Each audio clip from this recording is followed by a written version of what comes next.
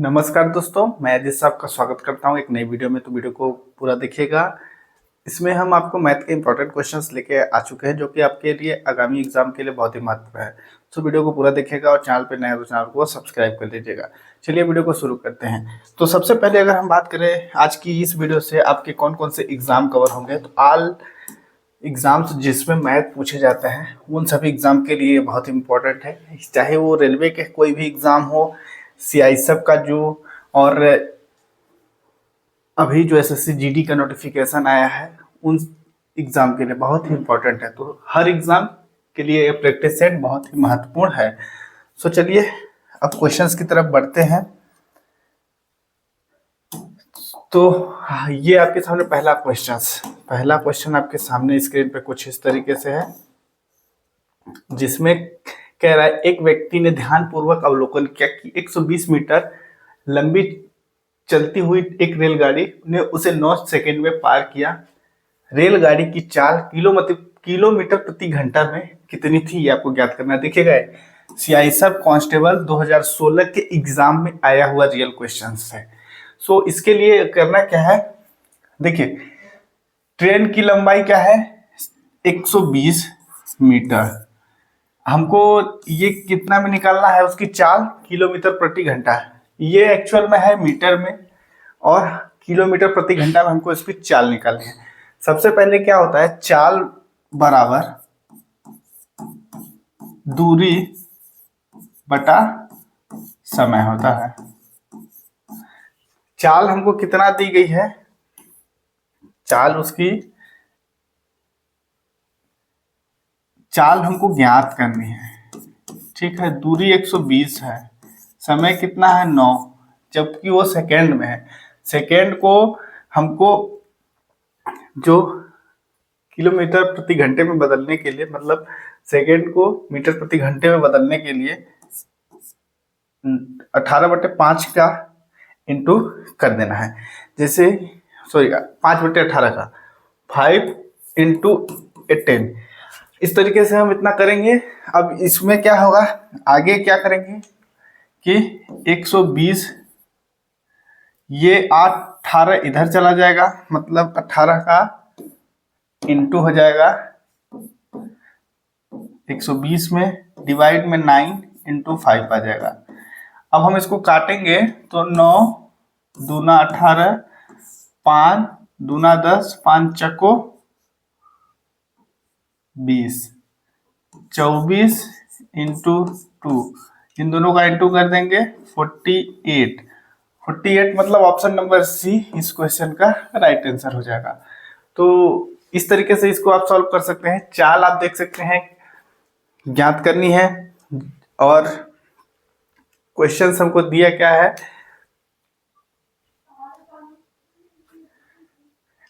Metre में और second में। तो सेकेंड को हम किलोमीटर प्रति घंटा में बदलने के लिए 5/18 का इंटू कर देंगे सेकेंड में, तो वो ऑटोमेटिक बदल जाएगा घंटे में। फिर इसको काटेंगे तो 48 मिनट इस क्वेश्चन का राइट आंसर हो जाएगा। अगला क्वेश्चन आपके सामने है,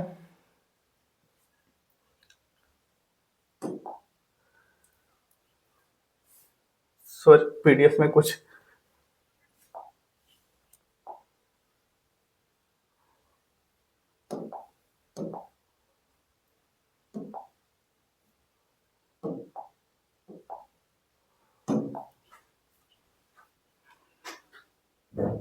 ये क्वेश्चंस तो आपने देख लिया इस स्लाइड में। अगली वाली स्लाइड में आप देखिएगा कि कह रहा है क्या, ए किसी कार्य को अकेले क्रम से 10 दिन में और बी 15 दिन में पूरा कर सकता है। ए आरंभ करे यदि बारी बारी से, यहाँ पे आप विशेष रूप से ध्यान दीजिएगा, बारी बारी से मतलब कि एक करेगा तो एक दिन ए करेगा तो उस दिन बी नहीं करेगा, इस तरीके से करना है। तो हम इसके लिए एफिशिएंसी निकाल लेते हैं। सबसे पहले ए और बी, ए 10 दिन में, बी 15 दिन में, इन दोनों का हम ऐसा संख्या एलसीएम यहाँ पे हमको लेना है, एलसीएम टाइम एंड वर्क का क्वेश्चन है। एलसीएम या ऐसी संख्या लेनी है जो ए और बी की जो संख्याएं दी गई है उनसे वो कट जाए। तो यहाँ पे हम ले लेते हैं क्या, 30 30 ले लेंगे। 10 से इसको डिवाइड करेंगे तो 3 बार में कटेगा, 15 से काटेंगे तो 2 बार में। अब यहाँ पे ए जो कार्य करता है एक दिन में 3 करता है, बी उसी कार्य को 2 करता है। ए 3 काम करेगा तो बी 2 काम करेगा। अब अगर हमको इनकी ओवरऑल वैल्यू निकालनी है तो इन दोनों को जोड़ेंगे तो यहाँ पे 5 आएगा। 5 काम है, 5 इन लोग करते हैं, दोनों मिलकर करेंगे तो 5 करेंगे, और टोटल काम 30 है। तो अगर इस तरीके से हम करें तो ये 6 काम एक दिन में दोनों मिलकर कर देंगे, मतलब सॉरी 6 दिन में कर देंगे। चूंकि ये एक एक दिन में करेंगे, एक दिन ए करेगा एक दिन बी करेगा, तो 6 दिन में दोनों मिलकर कर रहे हैं तो उसका दोगुना समय लगेगा, क्योंकि एक दिन ए आएगा एक दिन बी आएगा। तो इसका overall option number C is the right answer. मतलब 12 दिन में दोनों, अगर एक दिन ए करेगा एक दिन बी करेगा तो 12 दिन का समय लगेगा।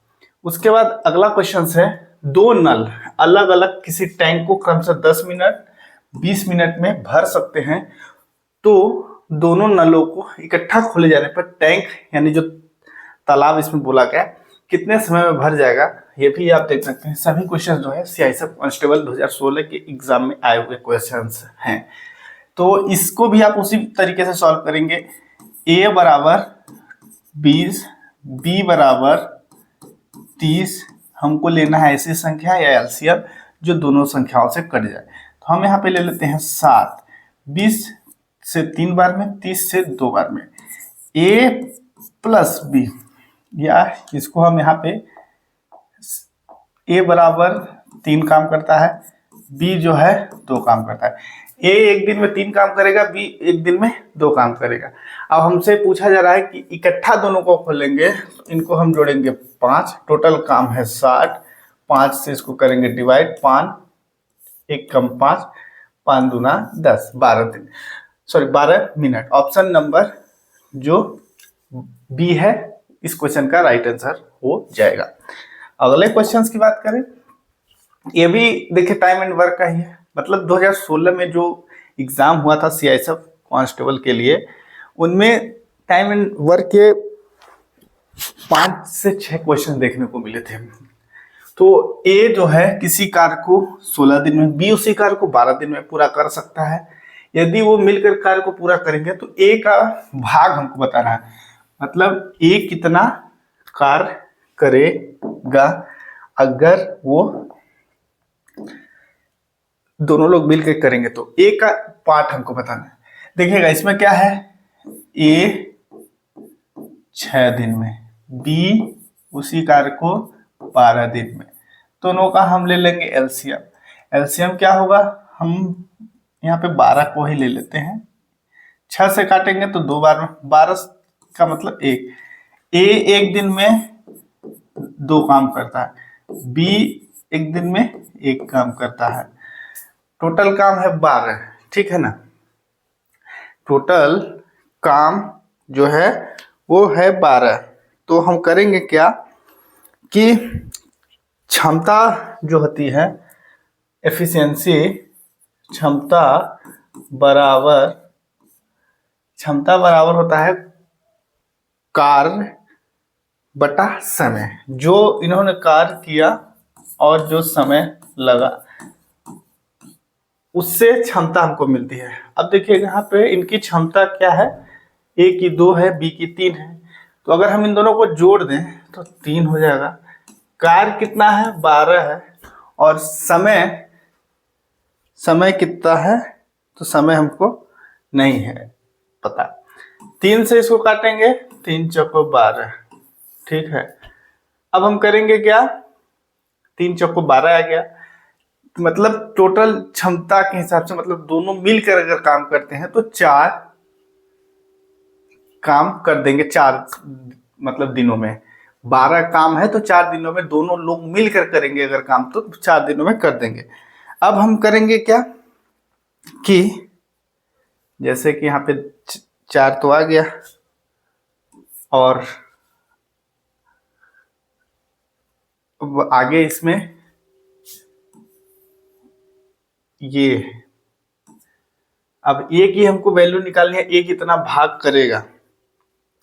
तो ए का देखिए टोटल है 2 और टोटल इनकी क्षमता है 4। तो इन दोनों को मतलब ये देखिए दोनों मिलके करेंगे तो 3 होगा और ए 2 होगा, 2/3। Option number B is the right answer. मतलब 3 काम है तो 2 अकेले, मतलब जैसे दोनों मिलकर अगर कर रहे हैं ना तो 3 हो जाएगा, ठीक है। और ए अकेले कर रहा है तो 2 करेगा। तो टोटल अगर 3 काम है तो 2 उसमें से अकेले करेगा, यानी option number B is right answer हो जाएगा। मतलब 12 काम है, 12 अगर काम है तो 2 इंटू 3, 3 चौको 12, मतलब 4 दूना 8। 8 काम अकेले ए करेगा और रिमेनिंग 4 का बी करेगा। तो इस तरीके से इसको हम ऐसे सॉल्व कर सकते हैं।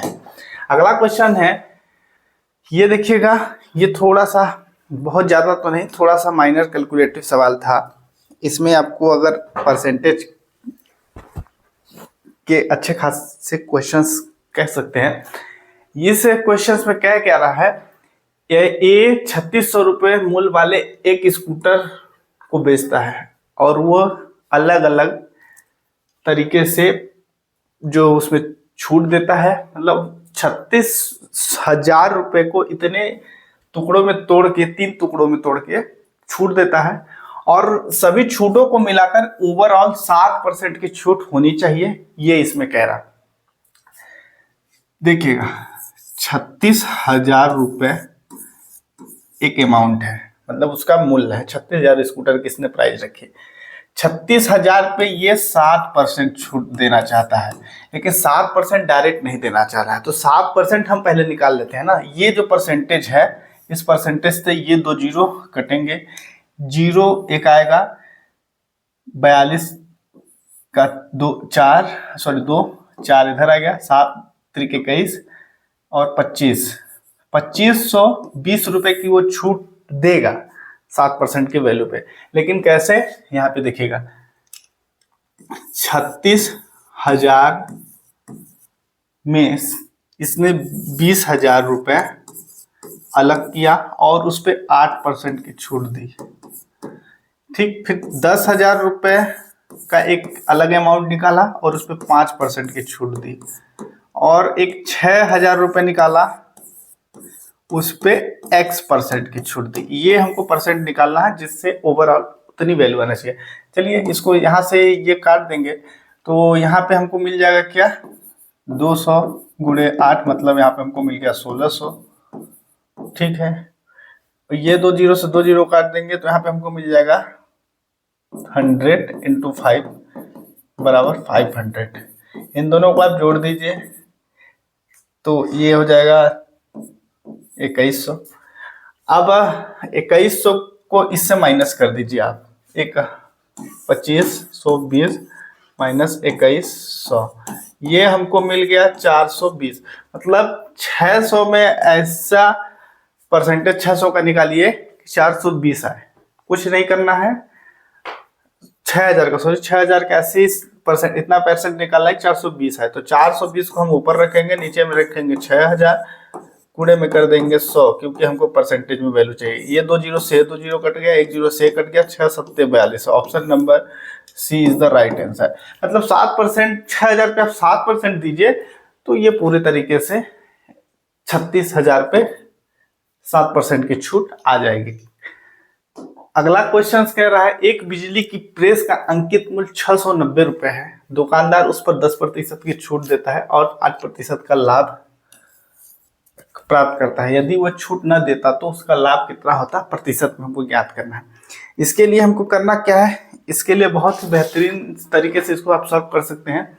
बिजली के प्रेस का अंकित मूल्य, जिसको हम मार्क प्राइस कह सकते हैं, अंकित मूल्य,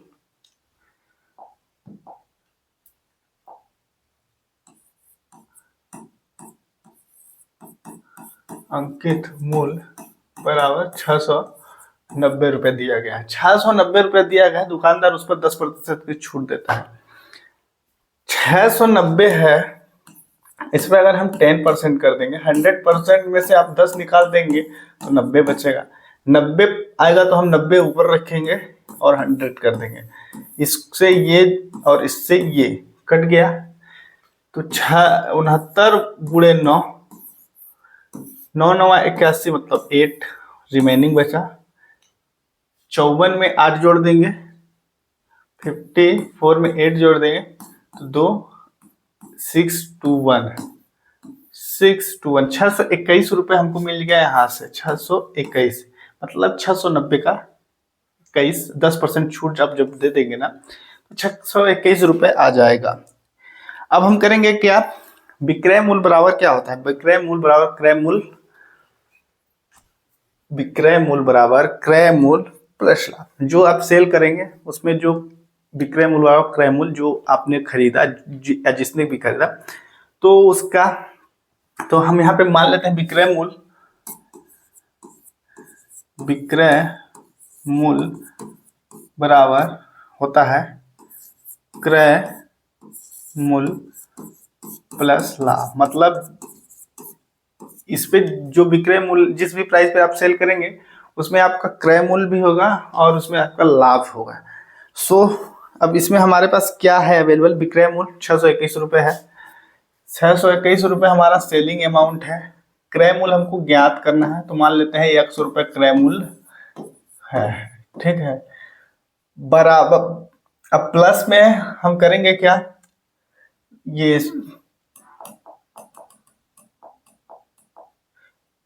621 बराबर क्रय मूल्य हमारा x मान लेते हैं और लाभ कितना हो रहा है, इसी x पे हमको 8% का प्रॉफिट हो रहा है तो परसेंटेज की वजह से हम इसको 100 नीचे लिखेंगे।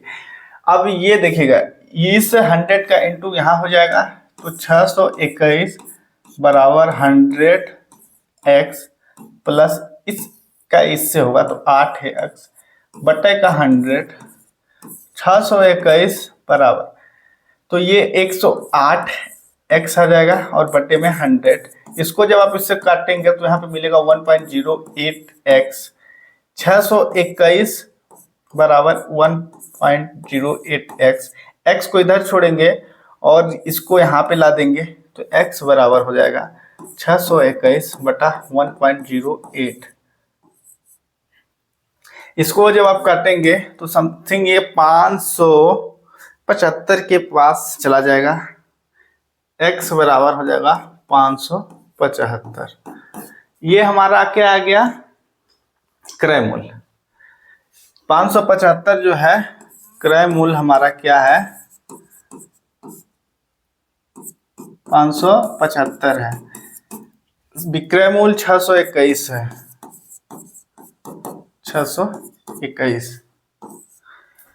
तो अब हमको क्या निकालना है, लाभ का प्रतिशत निकालना है। तो लाभ जो होता है क्रय, इनका डिफरेंट अमाउंट होता है, मतलब विक्रय मूल्य माइनस क्रय मूल्य होता है। तो हम इसको माइनस जब अगर कर देंगे 621 में 575 को माइनस कर देंगे तो यहाँ पे हमको क्या मिल जाएगा, 575 में हम 115 अगर जोड़ दें तो 690 आ जाएगा, जो कि अंकित मूल्य हमारा इधर है। तो यहाँ पे हमारा 115 आ जाएगा। ठीक है, यहाँ पे क्या होगा कि जो अंकित मूल्य पे होता है वो होता है आपका, अंकित मूल्य पे आपका लाभ। जो अंकित मूल्य आप करेंगे तो लाभ बराबर अंकित मूल्य माइनस क्रय मूल्य होता है। तो लाभ बराबर होता है, यहाँ पे अंकित मूल्य हमको लिखना है,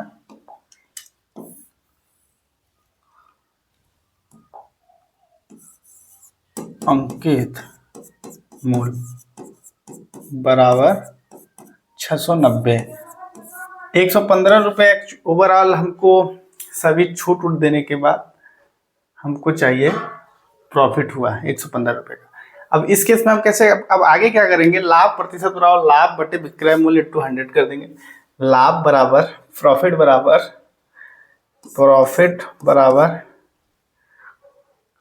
प्रॉफिट परसेंटेज बराबर प्रॉफिट अपॉन में जो क्रय मूल्य होता है, कॉस्ट प्राइस CP, इनटू में 100 करेंगे क्योंकि हमको परसेंटेज में वैल्यू निकालनी है।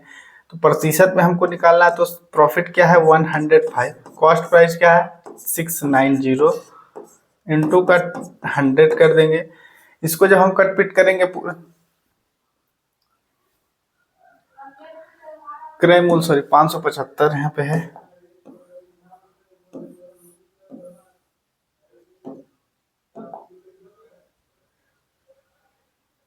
एक 115 अपॉन में 575 इंटू पे 100। 5 से अगर काट दें तो 5 एक कम 5, 5 एक कम 5, 5 25, ये कट जाएगा, 5 दूना 10 20, ये एक बार में पूरी तरीके से कट गया। 20% on option number A is the right answer. सभी करने के बाद 20% की, पहले अगर वो 690 पे 10% का छूट ना दे तो ये दोनों अगर आप जोड़िए 18, तो मतलब एक वैल्यू है 20% के बराबर छूट प्रॉफिट होता है। अगला क्वेश्चन है, 3 संख्याओं का योग 116 है, दूसरी संख्या तीसरी संख्या का, ये रेशो एंड प्रपोर्शन का क्वेश्चन कह सकते हैं, रेशो एंड प्रपोर्शन। अब इसमें आप कैसे करेंगे, मान लेते हैं एक संख्या x है प्लस दूसरी संख्या y है प्लस तीसरी संख्या z है, सभी की वैल्यू 116 है। अब ये 116 से हमको कोई लेना देना ही नहीं है। अब आपको एक x इस तरीके से एक रेशो आप बना लीजिए, यहाँ पे दूसरी संख्या तीसरी संख्या का 9:16 है, 9:16, इस तरीके से यहाँ पे हम इसको रख देंगे। फिर कह रहा है पहली संख्या दूसरी संख्या तीसरी संख्या, पहली संख्या, फिर यहाँ पे हमको मिल जाएगी तीसरी संख्या। अब देखिएगा रेशो में क्या होता है, जैसे ये 9 है तो ये x के नीचे भी आ जाएगा, ये 4 जो है ये आ जाएगा जहाँ पे अगला ब्लैंक है, तो अगला ब्लैंक हमको कहाँ मिल रहा है, यहाँ 4। अब हम इसमें इंटू करेंगे इधर इसका सामने सामने का, मतलब ये हो जाएगा 9, 9 का 4 में करेंगे तो 36, और 16 का इंटू करेंगे 4 में 64। अब हमसे पूछा कर रहा है दूसरी संख्या यानी option number D is the right answer. 36 इस क्वेश्चन का राइट आंसर। इस तरीके से इसको आप सॉल्व कर सकते हैं। अगला और लास्ट क्वेश्चन, अगले क्वेश्चन में कह रहा है 66 व्यक्तियों जिसमें पुरुष महिला दोनों मिलकर हैं 180 रुपए को इस प्रकार विभाजित करना है कि पुरुषों द्वारा प्राप्त कुल धनराशि का महिलाओं द्वारा प्राप्त कुल धनराशि से 5:4 हो, किंतु एक पुरुष द्वारा प्राप्त धनराशि का एक स्त्री द्वारा प्राप्त धनराशि से 2:3 हो, तो पुरुषों की संख्या ज्ञात करिए। इसमें में कुछ नहीं करना है, 5:4 दिया गया है, यहाँ इसको हम m मान लेते हैं, यहाँ इसको w मान लेते हैं, महिला एंड पुरुष 3:2, तिर्यक गुणा कर देंगे तो 5 दूना 10, 4 3 12, 2 से इसको काट देंगे तो 5:6। अब इन दोनों को जोड़ दीजिएगा, तो ये दोनों जोड़ेंगे तो 6×5 11 होगा। टोटल कितना है 66 बटा में 11, इसको इससे काटेंगे तो 6 आ जाएगा। अब हमको इसमें क्या कह रहा है कि 6 तो आ गया, अब आगे इसको आप कैसे सॉल्व करेंगे, तो 6 इसमें आपको देखने को मिल रहा है। अब हम उस 6, ये 6 आ गया, अब 180 जो है 180 को 6 से डिवाइड कर देंगे, 6 त्रिक 18 मतलब 30। Option number C is the right answer 100। अब ये इस तरीके से सॉल्व कर सकते हैं। सो आई होप वीडियो अच्छी लगे तो लाइक करें, चैनल पर नए हैं तो चैनल को सब्सक्राइब कर लीजिए।